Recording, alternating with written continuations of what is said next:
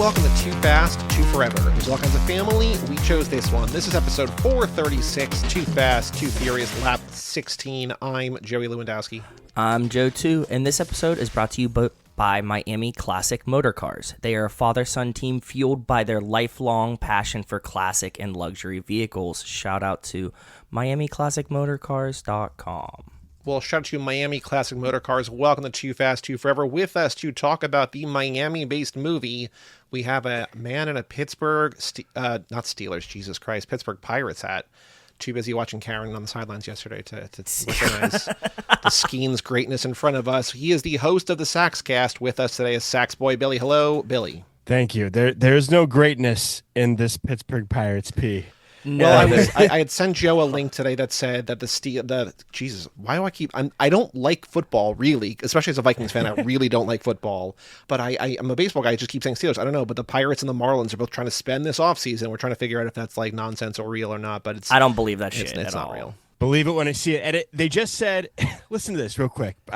This might bore people to death. Real quick. I'll do it in 30 seconds. You're fine. A rumor was leaked that they made the biggest offer to a free agent to Josh Naylor in franchise history, and then it comes out they never freaking made the offer. So typical. Like, kill me. Let's talk movies and a fantasy world, please. Get me out of reality. Okay, so I'm very, very excited today.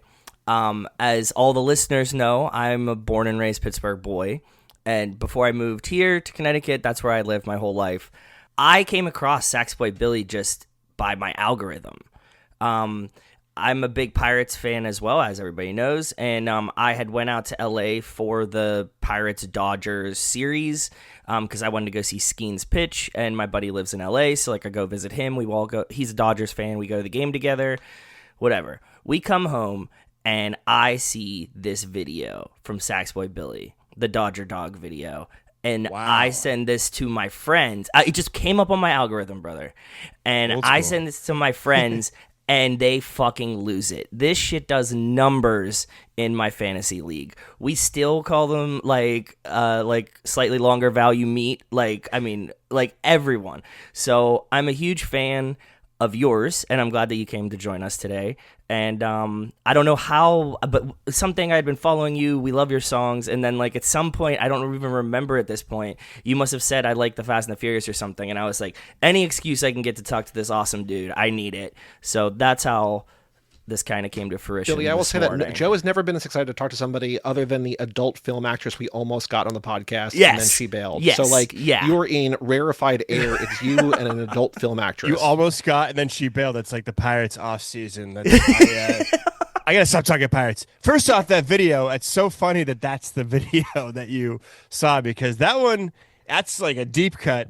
And that's before I learned how social media works, where you have to like tell people exactly what it is within the first 3 seconds.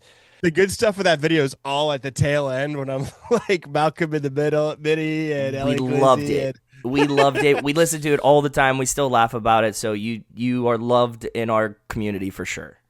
As far as I might have to repost that. As far as the Fast and the Furious, I don't remember ever saying that, but I'm glad whatever happened to lead me here, because my relationship with these movies is, how many are there? 10? 9? There's 10, 10 11 plus Hobbs and Shaw. If you count Hobbs and Shaw as the spin-offers, there are 11. Yeah, I've probably seen about 2 of them, or now 3 of them. So I definitely I don't love. I mean, I like them. I love them. I mean, I enjoy the heck out of them. But it was. When I got the invitation, I was pumped, just because this is just what a fun thing to do. And I wonder if I was the first guest you've ever had. I watched Too Fast and Furious for the first time before coming on here. We do like that when that happens. You're not the first person to do that, but you are. Most people are sort of ride or die with the franchise, but you're not the first to be new to the movie you're talking about. But that's exciting. Well, I have a first here. Okay. I'm the first one to watch this on a transatlantic flight, I would think. Assume. Yes, from Amsterdam, right? Mm-hmm. Yes, fun. So I watched it with the ocean headwinds. It was almost like I was watching the movie on a furious, bumpy sort of, 500-mile-an-hour thrill ride. So, So Billy, which three of the movies have you seen, and what was the first one you saw? When did you see it? And like, also, for lack of a better question, why have you not seen all of them? I want to know, how you live in Tokyo. How you live in Tokyo. I saw Tokyo Drift way back in the day. How you live in Tokyo. How you live. That's such a bigger song. And then Fast Five. Although I saw that one. So in you've theaters. never seen the original? No. That's This is just incredible. not my. That's okay. No, this is just I was raised fascinating. by a hippie mom and then a gay dad. Long story. A lot of like masculinity, like Rambo, and like a lot of this stuff I'm like revisiting. So yeah, this just was not in my. Yeah, I mean it's I enjoyed Totally it. fine. I enjoyed it. A lot of notes. I got a lot of notes. It's a movie you take notes to. Well, so before we talk about the movie, we have questions that we ask every person. They're not, they're about the movies, but they're not about the movie. So even though you've only seen a couple of these, you're going to have as good of an answer as anybody else. These are questions that really nobody should be asking about these movies, but we, as the 16th time through, are fascinated by small details. Can I also say one thing real quick? Yes. I'm probably also the only person who has been on your show that doesn't drive. I don't drive. Wait, where do you live? I've never learned how to drive. I lived in New York City for 15 years, and then I moved back to Pittsburgh. I just live in the city of Pittsburgh, which I just ride Terrible an to not e-bike drive everywhere. in. And Yeah. I don't know It's how you actually not survive that with no bad. driving there. Wow. I don't like cars, so Perfect. I don't like cars either, so you're not alone there. okay. Okay, so in the first movie you have not seen yet, there is a scene between Brian, Paul Walker, and Mia, Jordana Brewster, where they're in the kitchen doing dishes. And Vince, a guy who's only been in 1 and a little bit of 5, comes in and starts taunting Brian because he has a crush on Mia. Mia does not reciprocate, whatever. And Mia says, "Hey, Vince, what's the name of that restaurant you want to take me to? It's got the wood tables, it's got the red candles, it's got the picadillo, it's got the food all over the place. What's the name of it?" And he says, "It's Cha Cha Cha." And she says, "Thanks, Brian, you can take me there." And Vince gets really pissy. So, Billy, we say, "Hey, I don't know if you know this place. There's this great, unsung, legendary, off-the-grid place in Pittsburgh. Joe knows all about it. It's got these wood tables. It's got this red candle. It's got this picadillo. It's got this food all over the place. You're going to love it." What in a description of a restaurant does food all over the place mean to you? That means I'm at a Discovery Zone. Okay. Like a Discovery pizza Zone? palace. Yeah, I mean, food all over the place means there's a like a 5-year-old like mashing a chicken tender. Like it means food is going into mouths, but not only getting swallowed like 50% of the time. When you say food all over the place, I take that as a as a messy place. Perfect. So now in the 7th movie, which you have not Were seen. you talking about Italian Oven, by the way? Italian Heaven? I don't know. Italian Oven? Oh no. Okay. No, this Italian, is just Italian Oven? Is that a place that's dirty? I've never eaten there. It's an old like Western PA chain that you could like it had crayons you could write on the tables. Oh, no, I don't know this one, brother. I don't. Okay. Continue. Okay. Yeah, it's Somerset, Pennsylvania, the Italian Oven restaurant, Johnstown, PA. It used to be all over the place, and then it was like an early like chain foreclosure. Now there's one left in like Johnstown, but yeah. Okay, so now in the 7th movie, another movie you have not seen, they are around the table, and Brian, once again, Paul Walker, is talking to Roman, Tyrese Gibson, who you know from this movie. Roman's talking about all the things he's done, all the ways that he saved the family, all the, great exploits, all the things he's done. And he says, "I shot that shit out the sky of a bow." And Brian says, "The only thing I've seen you take down is no knees Denise at prom." So if you hear a person described as having no knees Denise, no knees Joe, no knees Billy, what does that mean to you? It's like man show jargon for a lady that enjoys men's penises as engulfing them, correct? We've heard every which way. We've heard it's because she's prudish. We've heard it's because she has no knees. Her legs are completely straight. Maybe she's handicapped. Every option. We've heard every option. So that we just like to get a gauge of. I also do like for both these. You asked us like right, like we have an answer. There's no right answer. There's no right answers. These are why we're. We don't know everybody.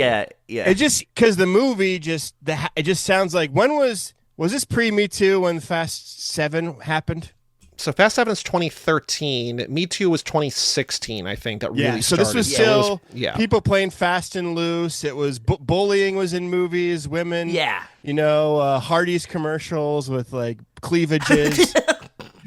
Yeah. I think it's like, I think if I were to guess, No Knees is some sort of sexual thing. That's what we think too. We don't know. I mean, we have no idea, but it just sort of seems like something that. But like, it's also like he's making fun of Rome. I don't know. It's nothing really adds up. We're trying to figure it out. Maybe one day we'll have an answer. I don't know. The other question is, in that movie, Roman also has to distract a room full of people. He does this really weird rendition of "Happy Birthday." If we said to you, Billy, Joe and I are going to go in this other room. We're going to heist something from a car. We need you to distract the room in only a way that Sax Boy Billy can. I know that you write your own songs. Maybe it's one of those. But if you had to sing a song a cappella style that's either so good people cannot take their eyes off you or so bad people can't look away, what song are you singing? So I just come up with a song, like a song to distract You don't have to come people. up with something. You could come up. It could be do karaoke. A Sax Boy Billy original. It could be. You could do an song. original. What is your like go-to karaoke song? What are you? I remember when I was like 12. I thought I was a genius because I came up with a tongue twister. Okay. And I just, whenever I'm like, I need like a go-to, like just weird thing to say, I do this tongue twister I came up with when I was 12, and it's this. Tim took a taxi to Tallahassee. Peter purchased pizza pie. I just probably do that on a loop. That's pretty good. People Okay. be like, what the fuck?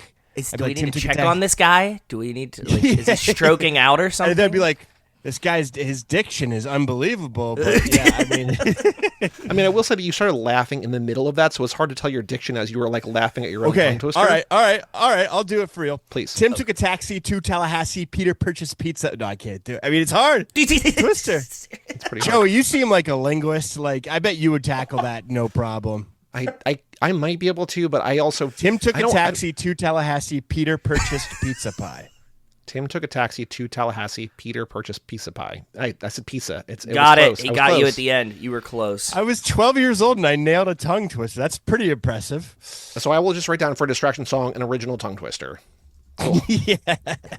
And then of the three movies you've seen, do you have a favorite character? Is there somebody in these movies you're like, that's my guy, that's my or my girl? I don't remember the characters from the first two. From this movie, favorite character. Yeah. I thought the bad guy was pretty tasty. Carter Verone. Yellowstone. Okay. Carter Verone. Yellowstone.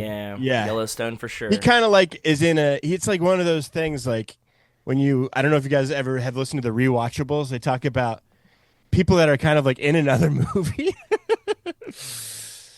He's doing like there's a thing, and this is again the 16th time that we have covered this with the podcast. We've watched it other times with the podcast. We watched every minute by minute of this. There's still something in here where like he says to Roman, "Don't touch me, don't you ever touch me." I'm just like, what happened to Carter in his past that he's like so jumpy around like a harmless touch? Like there's things going on that he's like working through some stuff, whether it's the character or the actor or something. No, it seems like he is the one actor in the movie that probably like addressed that backstory and went a little like, put some method into it because there's some depth to that, which leads to kind of a little bit of a disconnect for me when I was watching, but I loved every second of it. Hell of a bad guy. So now, Billy, this is the first time seeing Too Fast, Too Furious. Before we go too deep, what are your thoughts? What'd you think? Did you like it? Too Fast, Hate Too it? Furious? Okay, so you want to go on the dislike scale? No. I mean, anywhere you want to go. If you have questions, but just like how was watching it for the first time? It is a movie. Again, this is not a kind of movie I like. Well, what kind of movie do you like? What's your normal movie? I always say I like movies kind of grounded in reality. Oh, like, so it's way different. Yeah. Alexander Payne, like that, like just Americana. Oh, stuff, sure. You like stuff a about Sideways. real Yeah. life, or just like stuff kind of about the world I live in, not cartoon clown world.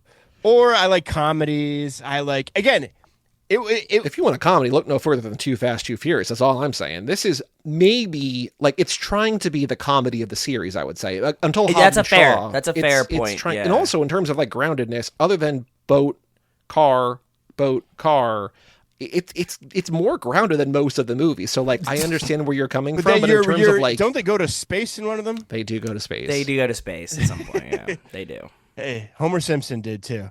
But I just feel like when I'm watching an action sequence, it's just a colossal waste of my time. I just fast forward through them because I want to see the dialogue and I want to see when the plot gets moving forward.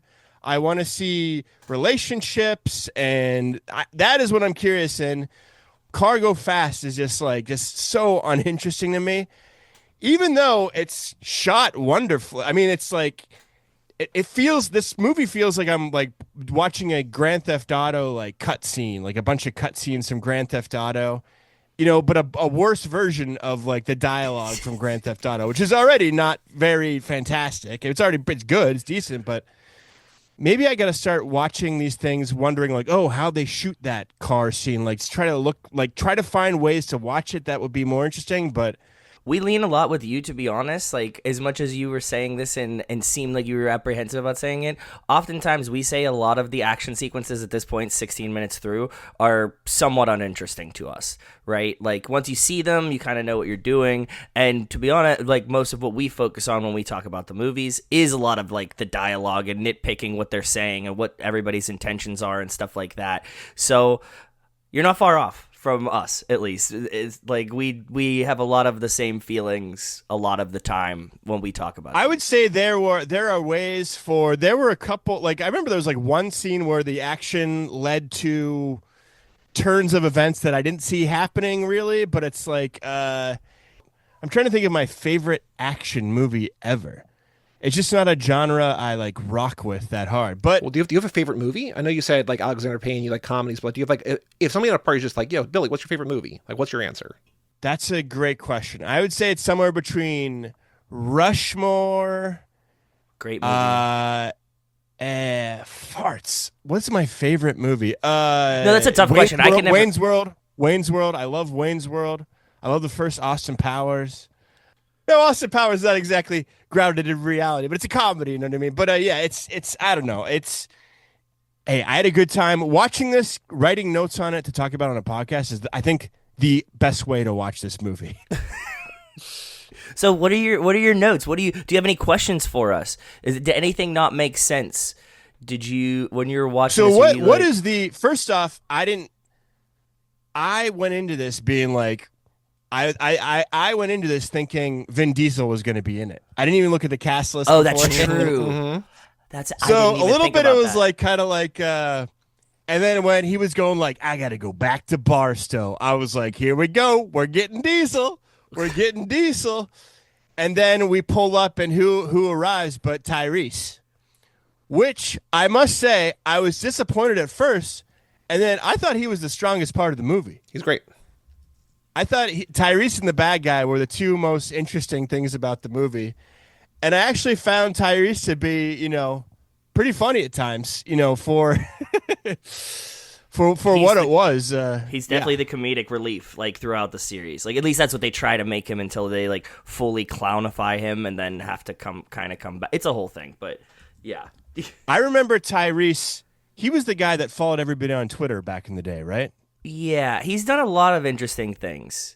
I remember he followed me on Twitter. He had like 300,000 followers, and I was like a nobody. I was like, I'll DM Tyrese, say what's up.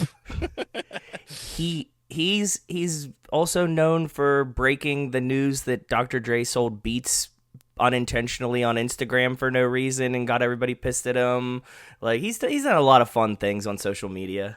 Yeah, I would say he's an average actor. I mean, a pretty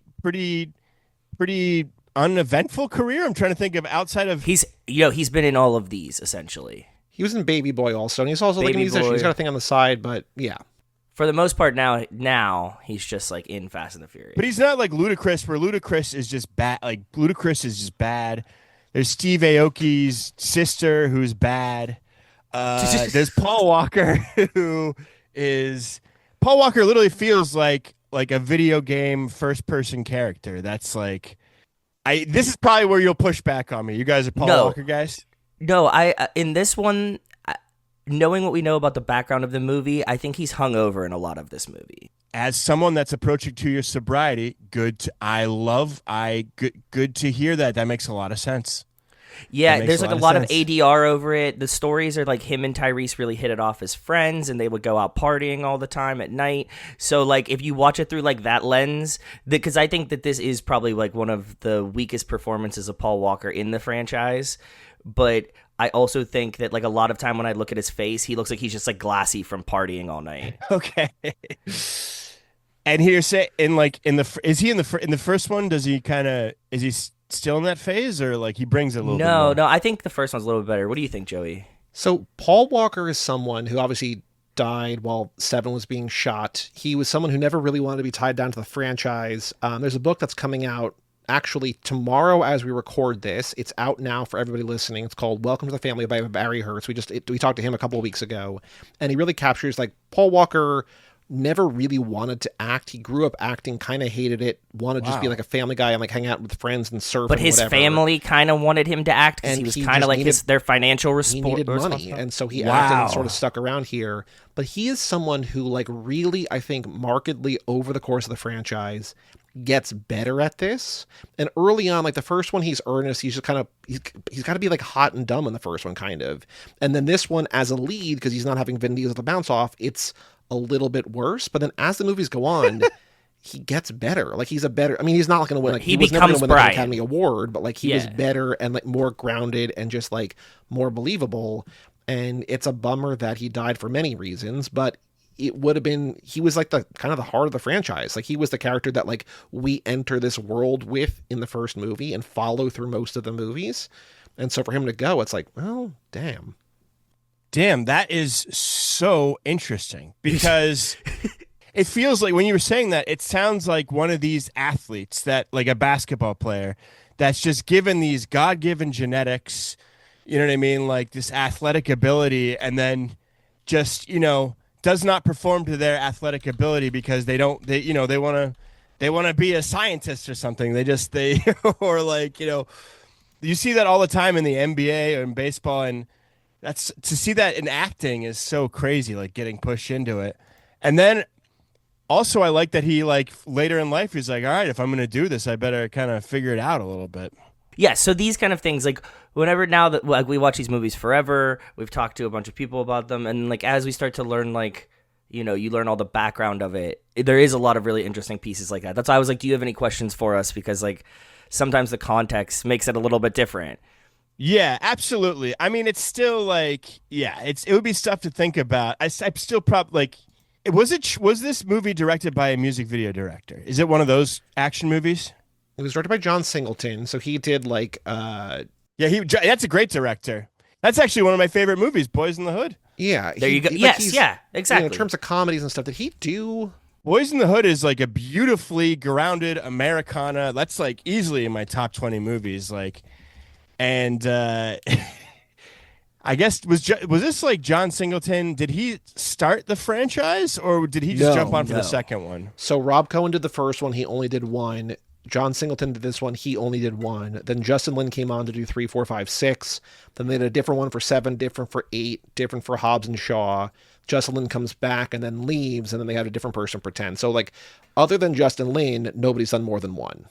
So who's been like the person who's the voice behind this franchise? Who's the one that's beside studio greed for being like, oh, we could sell this worldwide? You know what I mean? Like, who's like shepherding this thing along? Who's kind of like Diesel. the glue of it all? Vin Diesel? So at this point, not Vin, but like later on, essentially like after 3, they kind of let Vin like take the reins. I don't know of, that like, they let Vin take the reins, but Vin fair took enough, the reins. fair. Vin kind of takes the reins, so like anything from 4 on is kind of like a product of Vin Diesel's brain.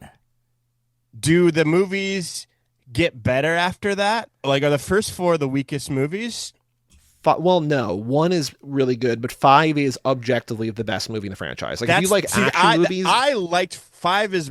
I enjoyed 5. Yeah. If you're not even an action movie lover, like for it being a giant action movie, a lot of people come around and they're like, "This was cool." Because the quick backstory you were asking about, like, you expected Vin Diesel to be here. So Vin Diesel makes the first one. He's just like, I don't want to do a sequel. I want to do my own thing. He leaves. Speaking of video games, he was big into video games. He's a big nerd. Yeah. He loves giant D&D. nerd. He loves all sorts of stuff. And What so was that video this game movie you made? comes Do you guys out. remember that? Sorry to interrupt you. Go ahead. What Do you remember video what? game? Cesario or Sicar or something? I don't know. Go ahead.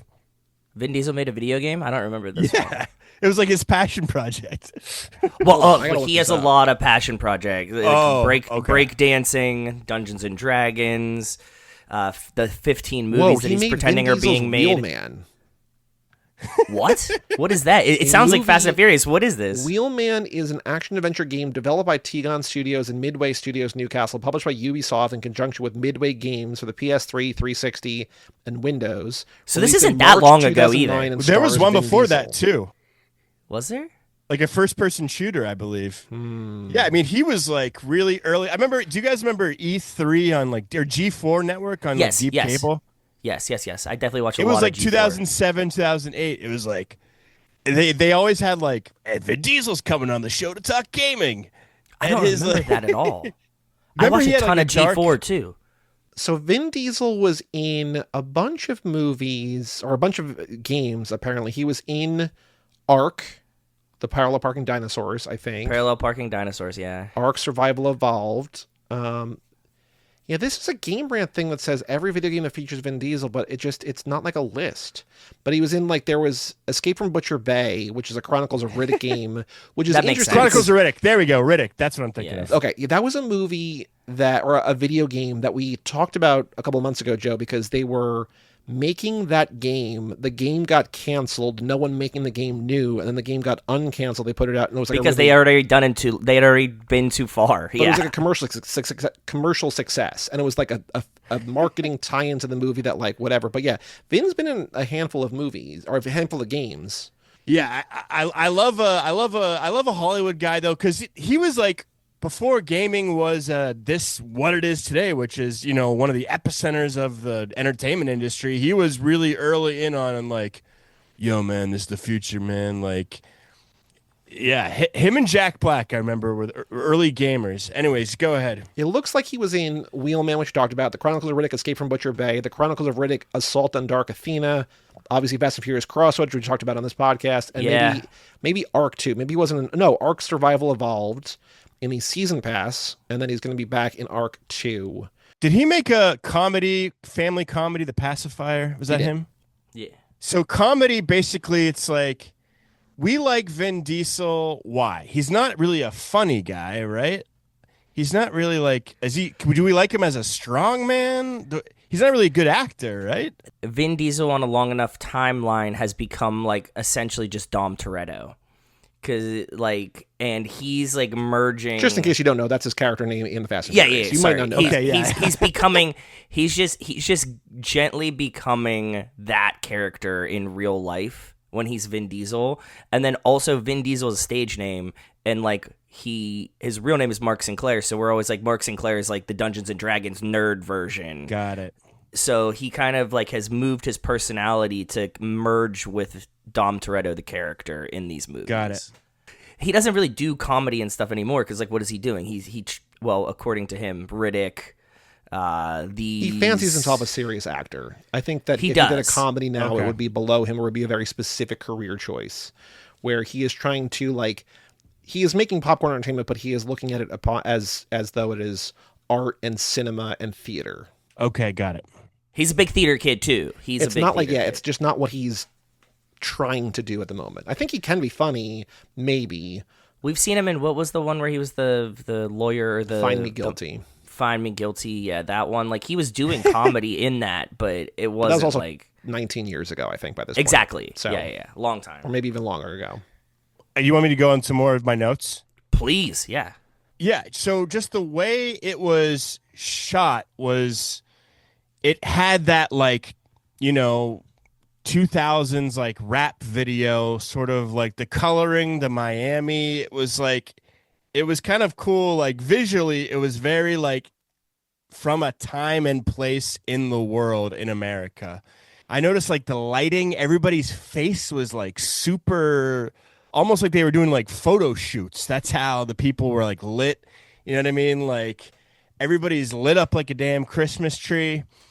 And then just the money that was spent on these chase scenes and just like the graphics. I remember there was like one scene where they go into like the dashboard of the car and they zoom in on a computer chip, and I'm like, for whatever that cost at the time, you could probably make like an A24 film. You know what I mean?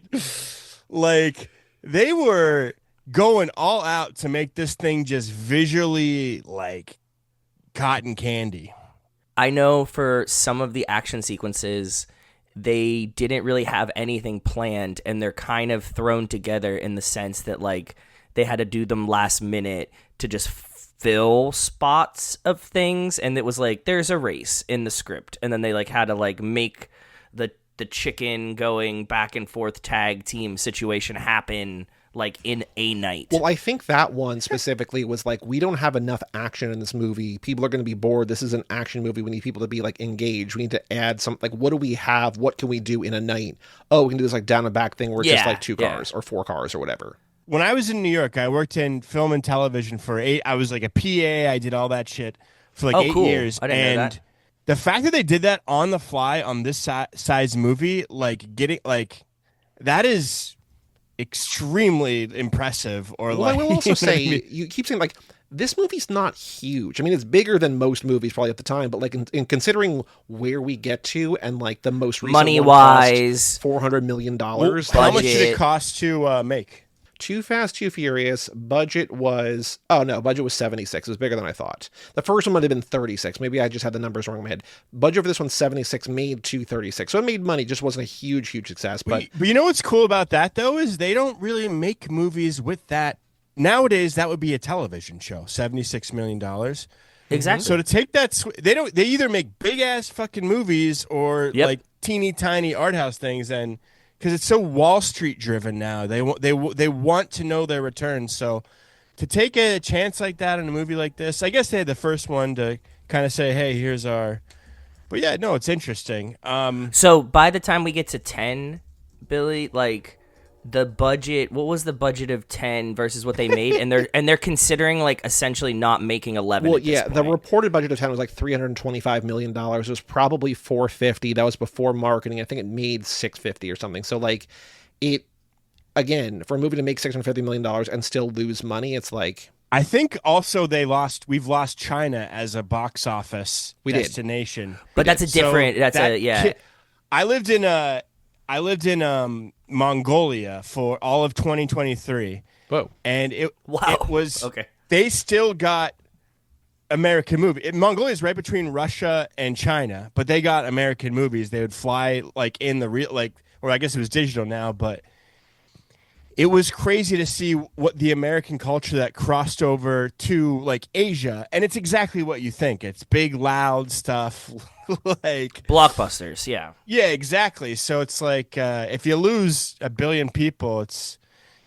I mean, also, why do they need to spend $300 million? Like, well, because they have by the newer times, we talk about this a lot now.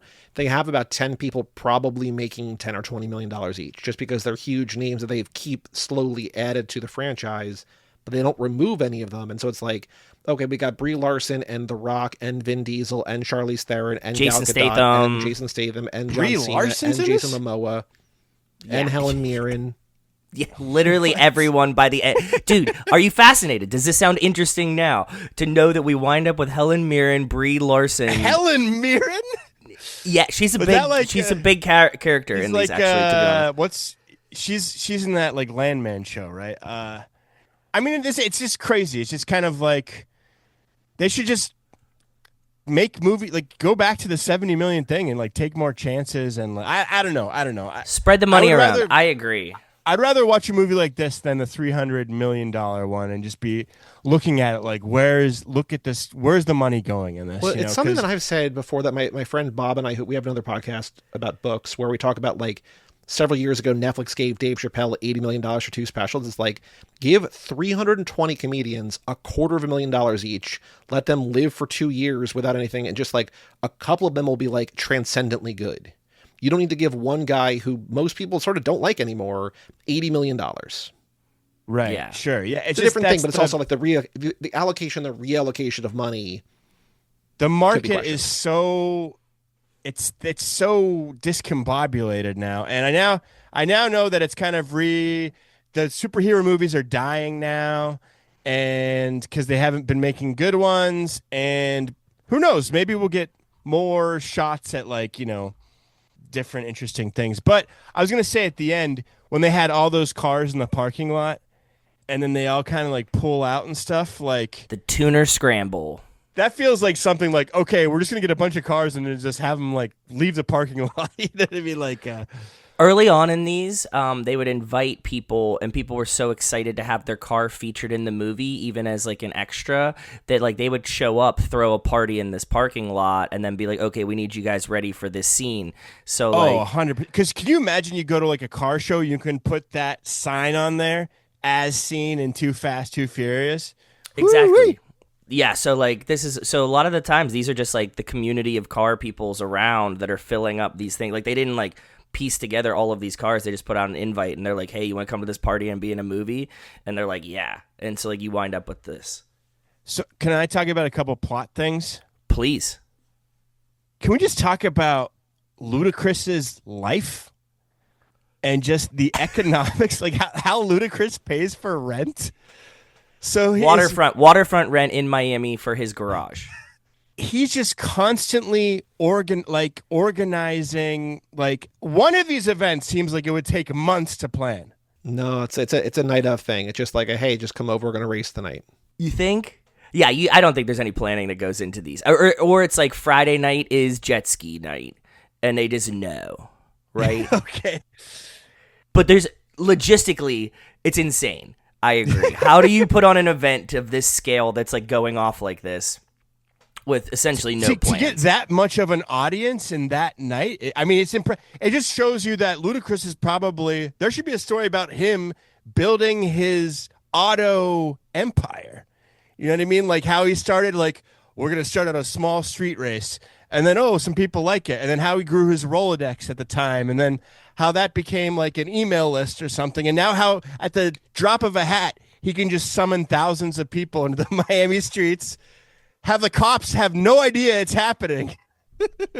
What you're describing is essentially what the rest of the movies kind of do, because every one of these characters essentially becomes a superhero. So like you're watching like their origin stories here. These are the actual origin stories. And by the time we get to 10 or something, Tej is like essentially the greatest hacker in the world.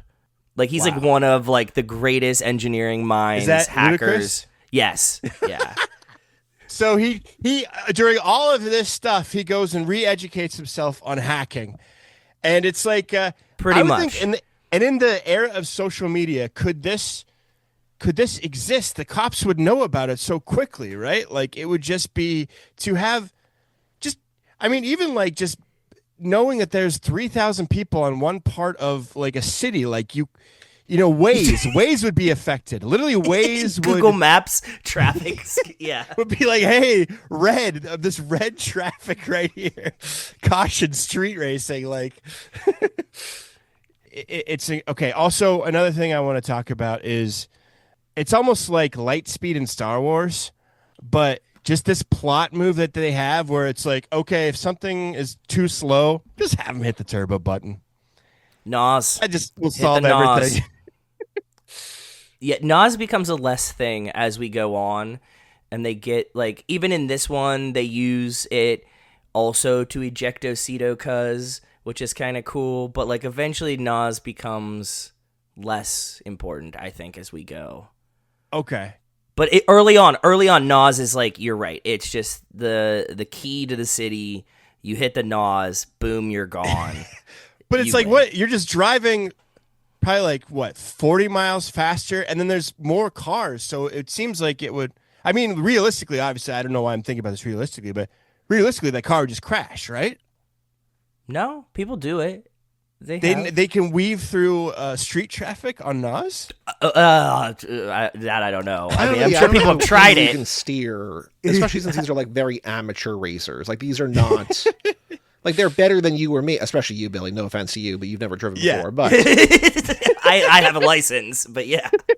But yeah, I don't think that these guys are going to be able to like time it right and be able to steer and jump a bridge and whatever. But it's just used to get out of the scene. It's like, oh, this has been going on for a minute and a half. We got to keep it moving. Nuh-uhs out of there. Yeah, that's how it works sometimes. I can't. Yeah, I mean, I just love that. I love that. I want like Alexander Payne to use that in like Sideways, like a scene's going too long and like just freaking like Paul Giamatti just nauseous. Yeah, I mean, just the bad guy itself, like the bad guy performance, because that was like that's an acting performance. That actor is taking moments, beats. He's looking, he's reading, he's emoting, he's being evil, he's being something. And not in like the boss, like the police boss who's being like that's like the most character-y thing in the movie, I think. And one of the most fun things, right, to like the 80s cop movies where it's like, God damn it.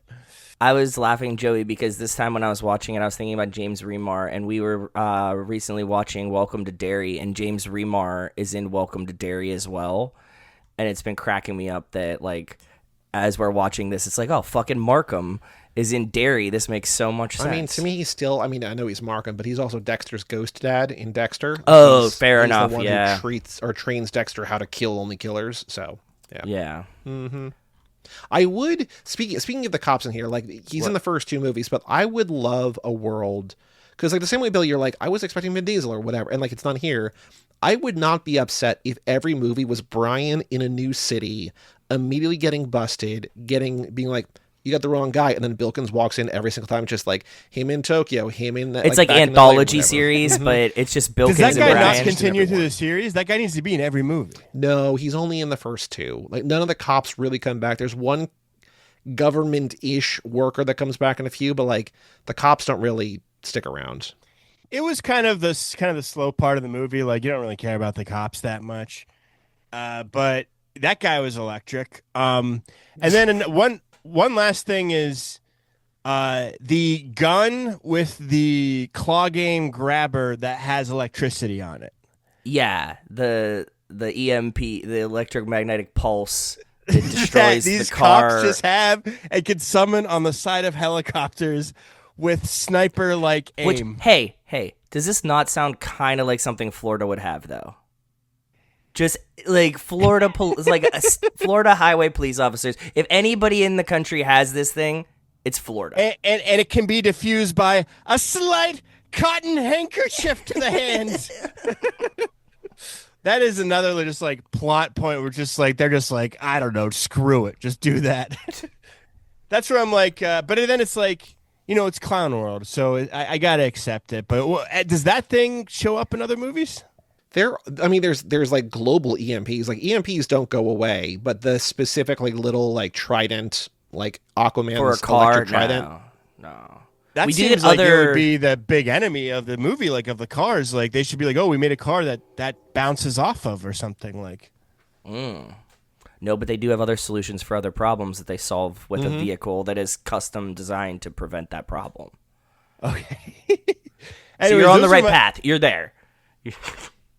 You're making it. Like, it's making sense. You're getting there. I also just love anything like just horny guys. Like, I just love that, like, just plot points based on like dudes hooking up. Like, Vin Diesel a lot of this and Eva franchise. Mendes.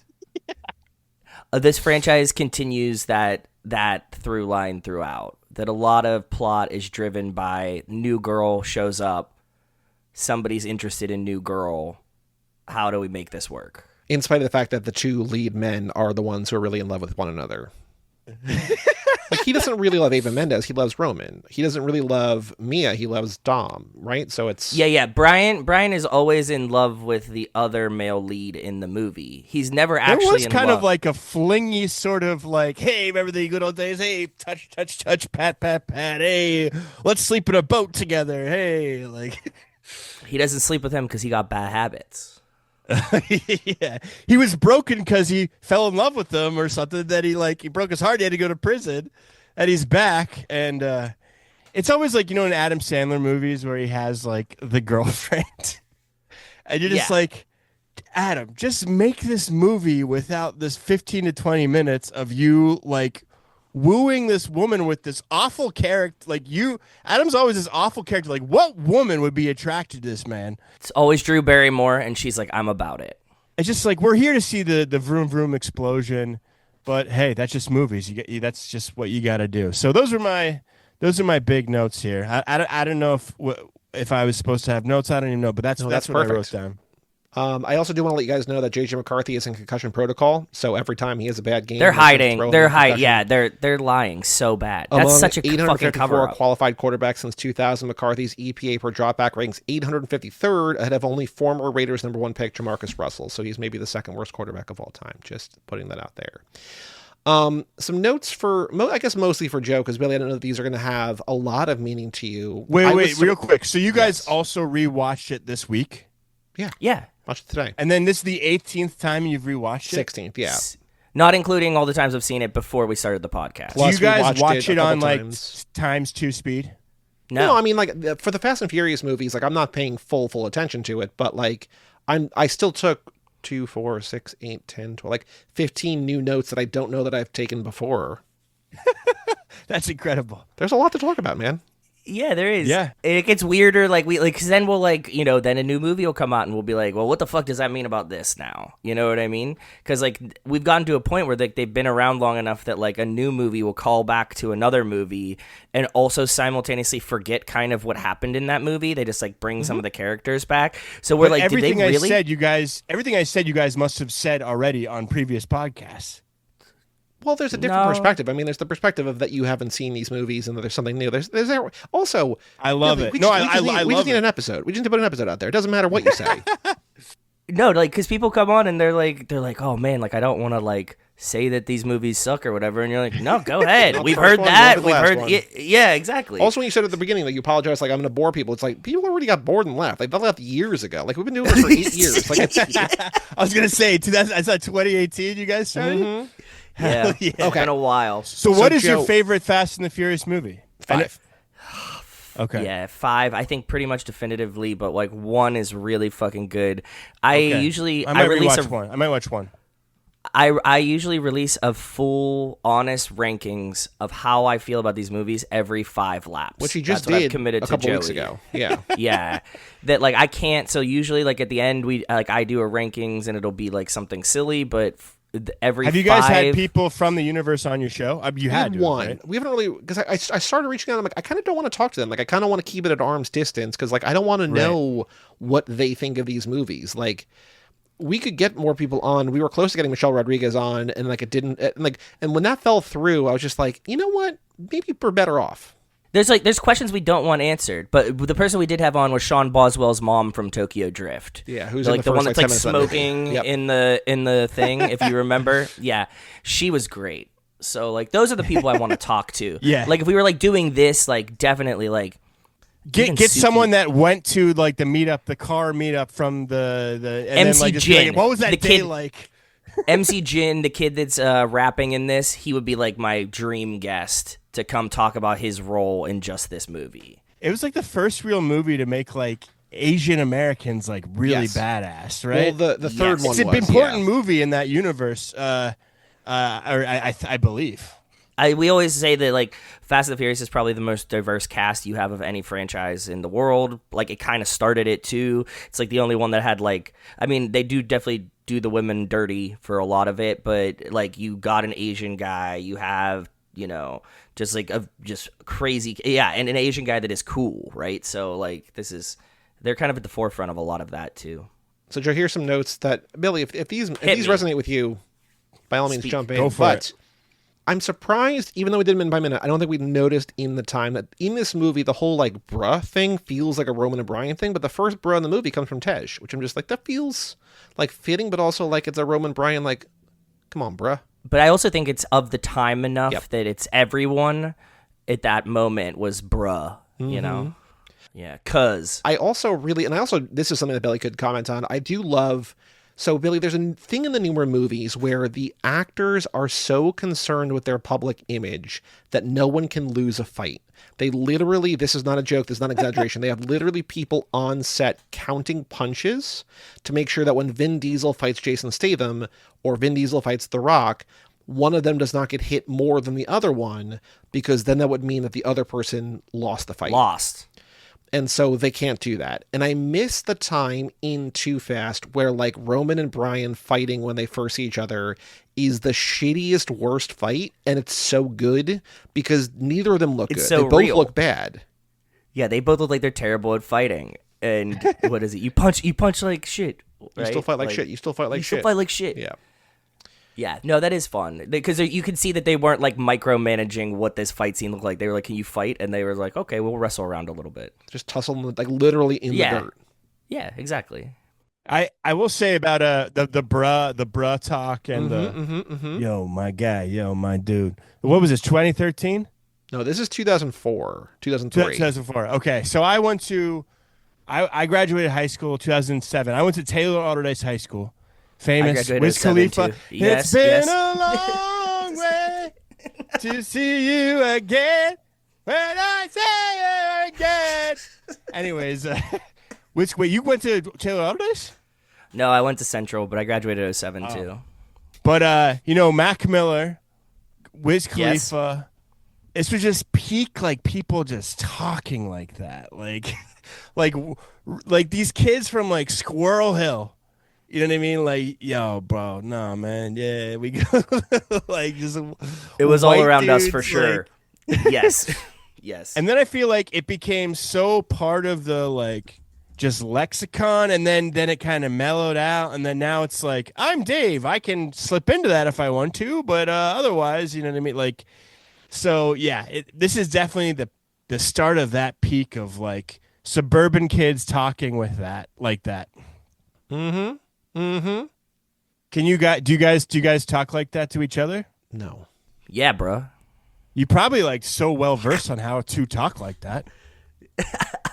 What if we had to record an episode, Joey, where we talk as if we are Brian and Roman in this movie? No, thank you. I don't want to get canceled. I also don't want to have to think that hard. That's true. Fair enough. I have a question for you, Joey. Mm-hmm. As I was watching it, and we're doing classic car movies too. Mm-hmm. With the cars featured in this movie, is this the most classic car, Fast and Furious? I think maybe because like it's classic cars in a cool way, and also just kind of like dumpy hoopties of cars, like at the thing that Roman's like, you know what I mean? Like there's different ways that old cars are here for like, oh, we can like literally beat the shit out of these cars, and also just like these are cool vintage cars that like a guy like Carter Verone would collect. I was thinking about it. I was like, I think that all the other ones are like way more modern cars. Like this most fits what our theme this lap is. That is also a thing that Barry, not to keep plugging Barry's book, but there's a thing that they get but into it's that great. like early on the cars are so specific to the culture, and then as they go on, it's just like, well, there's a new Ford out, there's a new Dodge out, there's a new whatever. It's just Exactly. like, okay, yeah. Product placement. It did feel like, I remember in X3, like the first two X-Men movies, it was all like, their powers are so special and unique. Mm-hmm. And then you get to X3, and it is like everybody's either you could jump high or like run fast or something. And when they do the zoom out of the parking lot where there's like the hundreds of the cars in there, it's like, I like when they make the cars special and unique in these movies. You know what I mean? I don't want to see 100 of them. Well, I will say the first movie is really good in that regard, because the first movie is a lot of what they call like the hero cars, like the ones that are like the main, like what you kind of come to the movie for. And the first one has a lot of really good ones. And they're not like this $1 million, only 4 in the Western Hemisphere, which are also, can be cool. But it's also, this is specifically, or it's not the Lycan supercar that can go blah, blah, blah miles an hour. These are just like really cool, like personalized, personal to the person car. Have they done this in Europe? Oh, yeah. Yeah. 6 was in the UK. I saw this in The Hague. What is that? Tiny little Like a little smart car? It's like one of those tiny little one-seater cars. They only go as small as Mini at some point. Well, they reference the Mini. They don't actually drive the Mini. The Mini is from Italian Job. We see a Mini. They don't drive a Mini. Have they talked about what are their thoughts on electric cars? Do they like those? Evil. kind of evil. I think Momoa drives one in the new movie, and there's an and electric he's a car. villain. He's a villain. So it's like linked to like he is a bad guy driving an electric car. Don't electric cars have? I don't know anything about cars. Aren't electric cars like legendary? If you are doing these drag races, don't you want an electric car because it goes real fast, real quick? They accelerate really, really quick, yes, but it kind of defeats the ethos of the family of like, you know, you have a car because then you're not tied down. You're free, right? And I think that Dom would probably say, like, electric car, like, then I have to be near a wall or something. You know what I mean? Also, Billy, to like bring it to something you like in terms of baseball, it's like, you know, there's umpires. It's like, wouldn't robot umpires be like more accurate? It's like, yeah, like, wouldn't they be better? It's like, yeah, but that's not the way that we do things. Sure, but I am in the camp of get rid of the humans, just make it robots. But I see what you're saying, though. I see what you're saying. There's going to be a Elon Musk-esque villain, though. That's like No, we talked about that a lot. We passed the era where Elon was playing Elon, and I think anybody playing Elon now, like the spin-off movie Hobbs and Shaw was all about like man-machine hybrids and like enhancements, and I think that's the closest we came. But there's hackers. It's just the Elon thing is. We missed the mark. We missed the time. Well, now it's going to be self-driving, right? We do that in one of them. Well, there are zombie cars, yeah, in 7. I mean, we're about to the number one job in the world, male job in the world is driver, and that's about to be eliminated from this planet. Terrifyingly, yeah. So they're going to be like racing against just like Waymos. That's something I never thought of, Joey.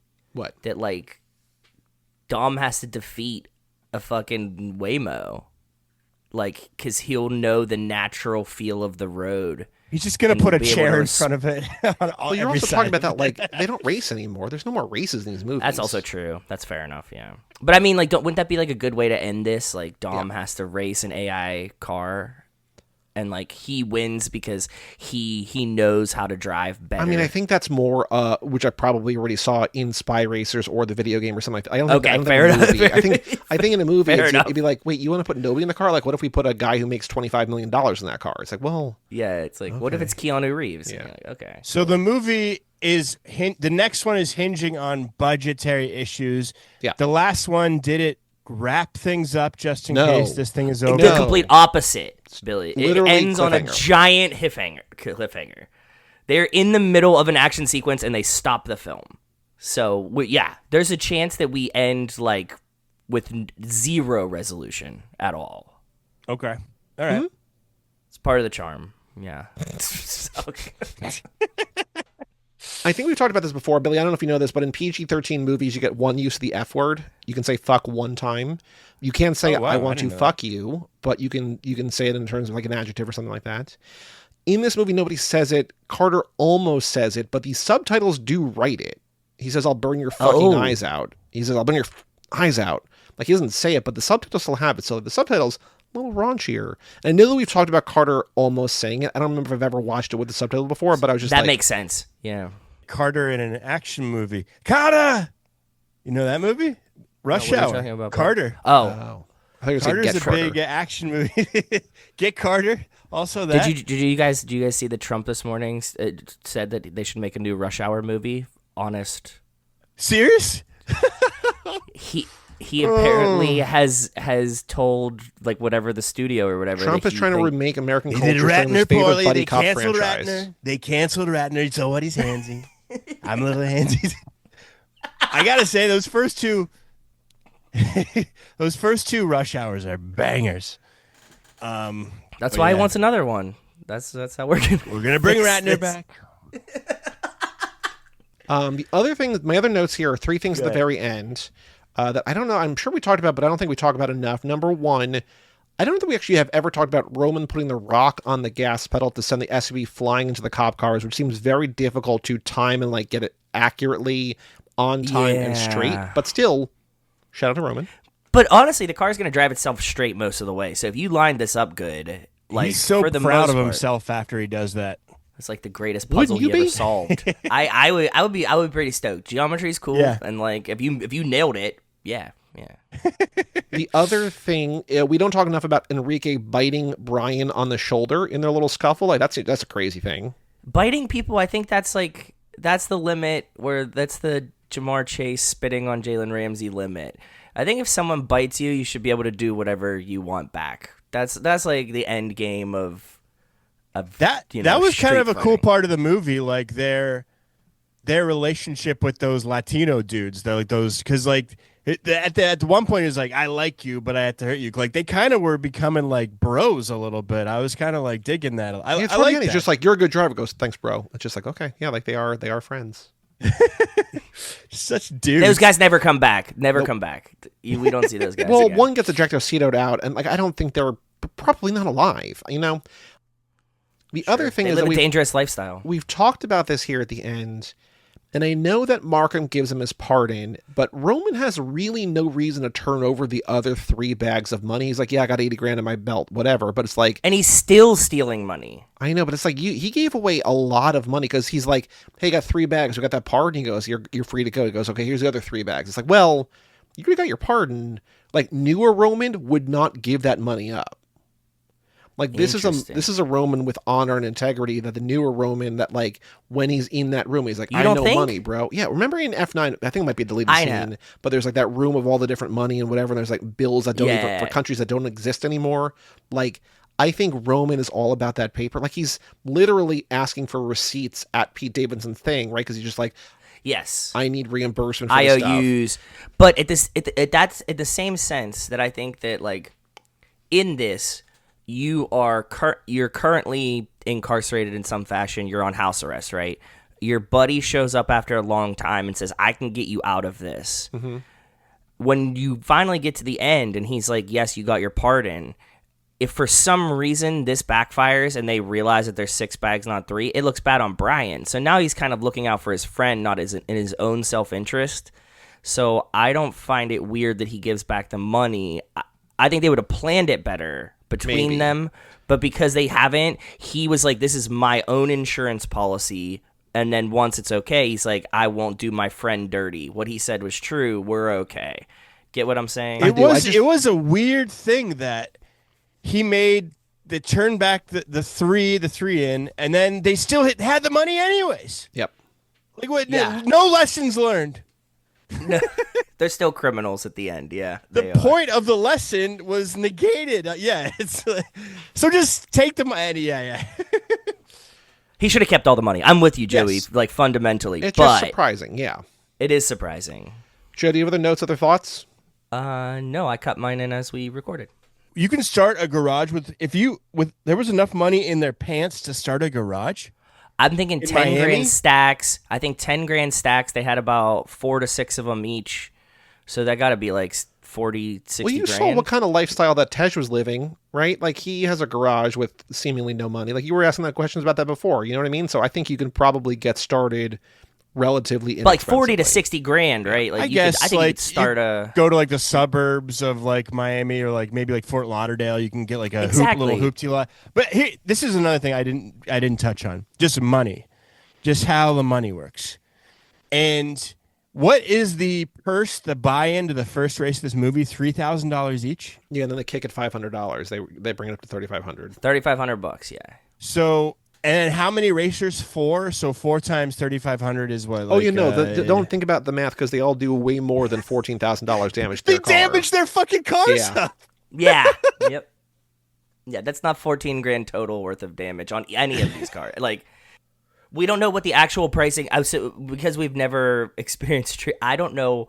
I have no scale of what the value or. And I was trying to 2004. Like, what's the difference money wise? George W. Bush, inflation. Yeah. It was still like booming. It was pre the market crashing. Like, so you think? It was just like, that kind of. Billy, are you ready to find out which Fast and Furious character you are? Yeah. So when we started this podcast, we found a quiz online that did which Fast and Furious character you are, and it was all right. Like it was fine. We liked it, but we were like, we can do a better one. So we made our own quiz. There are 7 questions. Each question has 6. You made a BuzzFeed quiz? We did. It's not public. It's private. We made 7 questions, 6 multiple choice answers. They require no knowledge about the Fast and Furious. These are just personality style questions. If you want us to explain an answer, we can. Otherwise, you can just sort of like rip it and let whatever go. Question number 1, though, Billy, how fast are you? NASCAR, roller coaster, Lamborghini Murcielago, Toyota Prius, Vespa, or Razor scooter? How fast are you? Do they have city bus? Do they have e-bike? Whatever the least fast thing is. Scooter. I think scooter's closest, right? Scooter, yeah. We'll just say scooter. Question number 2, how furious are you? The Hulk, Kylo Ren, Christian Bale on that one movie set that one time, Mel Gibson, Charlie Brown, or Jack McBrayer? From 30 Rock? Yep. Yeah. So he's not really a furious guy, right? He's a very it's a gradient. unfurious guy. He's the kindest boy in the world. Furious would not describe... I'm not a furious man. No, I rarely get mad. Okay, so you want to be Jack McBrayer? Jack McBrayer. All right. Be a bumpkin. We are having a barbecue. How are you helping? Are you on the grill? Are you saying grace? Are you kicking back with a beer? Are you babysitting? Are you being the entertainment? Or are you sneaking a snack? I used to be the beer, but almost 2 years coming up, so... Congrats. Let's nix that. I wish I knew like what's that map they have where like if you answer this, I wish I knew I had like the math of like that's literally what Joey's looking at right now. That's what's on his screen and you can't see it. Mm-hmm. But I am gonna answer these questions honestly. I'm not gonna try to steer myself towards who I want to be, which I don't even know who I'd want to be. Steve Aoki sister. Anyways, the barbecue. I would say I'm sneaking a snack. I feel like I'm answering E to all of these, so I got to. You are, but it's fine. I'm answering truthfully. That's all we want. You've got time to kill. What are you doing? Are you grabbing a bite, working in your car, hanging with friends, drinking a beer, working out, or doing some work on your computer? You've got time to kill. Work on the computer. What are you doing? Okay. Also, damn, I'm gonna get like I'm a fire. I'm gonna get the lamest character. Go ahead, Billy. Describe your wedding. I'm never getting married. It's just me and my partner. It's us and our families. It's a backyard country affair. Everyone I know is there. I don't remember. Again, I was blackout drunk during my wedding. Nice. And my ex-wife, still my best friend, but we were still good friends, but I was him-boned. Next question, Billy. You just won the lottery. Congratulations. What are you buying? Your own garage, a private plane, I'm gambling it all away, my childhood home, a fleet of cars, or a new life? I mean, all of those are kind of like not what I do, but I guess a new life. That's kind of vague enough that... Once again, the final answer. Last answer, best answer. And then I think I know the answer to this just based on what you've said a couple of times. What is your drink of choice? Belgian ale, Corona, something fruity, water, whatever's cheapest, or just one of whatever you're having. Would you say water? Would you say something fruity? I'll say water. Yeah. All right. You are a character that does not appear till the 7th movie, so you do not know this character exists. I think I know what it is. Who do you think it is? Ramsey? You aren't always... Yes, you are Ramsey. You aren't always what you seem like at first glance, and you often take people by surprise. Material things don't mean all that much to you because you live the best parts of your life in your own mind. Solving problems, learning new skills, inventing things, there's nothing you can't do if you set your mind to it, but that can also sometimes distract you from the world around you. Luckily, though, your analytical mind also allows you to quickly and accurately size up people, letting you know who to avoid and who's worthy of sticking your neck out for. Family helps keep you safe, so you help keep your family safe, and you drive like the wind blows. That is like a pretty wild and good test. And you came up with that? How many potential options are there for characters? 25. Are you like, do you do this for a living? Are you like in like mental health counseling or something? No. How did you come up with that? Math. Yeah, just some math. But there's 25. We actually need to add probably like four more. The last couple of movies have new characters that we have not added yet. I think once we have the Fast finale, maybe called Fast Forever, who knows? Then we'll go back and do it. We'll like redux and maybe add another question or something. But for now, Also, our listener who made this quiz, like literally like coded the quiz, Wes, no longer has access to the files, so we'd have to remake it from scratch. So, I mean, you could probably vibe code it in ChatGPT. It wouldn't be terrible, but like, yeah, it's Nice going to be a little job. difficult. But yeah, you are Ramsey. She plays. Ramsey's a cool character. If you watched, by the way. I'm if looking you watched, at Google Images Game of right now. Thrones, she's Natalie Emmanuel. She plays Missandei in Game of Thrones. Yeah. She's beautiful. She feels very 2018. Yeah, I can That's see that. pretty dead on. Yeah. Yeah, she debuted in 2015 in Fat Furious 7, and then she's been around ever since. So, Yeah. but Yep. Billy, thank you so much for joining Thank us. you, brother. What would you Thanks for like people to having me. know about you? Where can people find you? What do you have going on in your life that you want to promote? I mean, Sax Boy Billy 18. That's my social handle. That's what I do. Now I travel the world. I make silly videos exploring. They're but delightful. They make my life better, so I thank you for them. They're the right amount of happiness that we need right now, so thank you. Thank you. But if you enjoyed hanging out with me on this show, like I have a podcast, the Sax Cast, and I document all my travels. I have 2 of my buddies, and we're almost at a year. So podcasting, it's.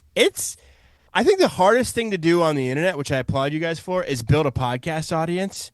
That's got to be it's the hardest thing because it takes a while and it's like a real skill and it's like. You listen to podcasts, you're like, oh, I could freaking do this. And it's like, no, it's a little bit more than that. And I think we are now at the point where I really am very happy with the product. And yeah, It takes a minute, brother. Don't, like, as encouragement from us, like, this was not our first podcast that we've done.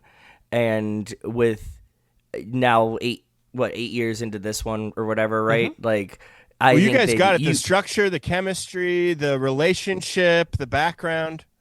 you'll get the practice, is what I'm saying. So keep it up. That's what I was trying. It to is. convey. It is Exactly. kind of like when you listen to it, you're like, oh, but then you're like, wow, there's a lot that goes into it. So check it out. And yeah, thanks for having me. It's a really fun. It's just fun hearing you guys talk about how many times you've seen this movie.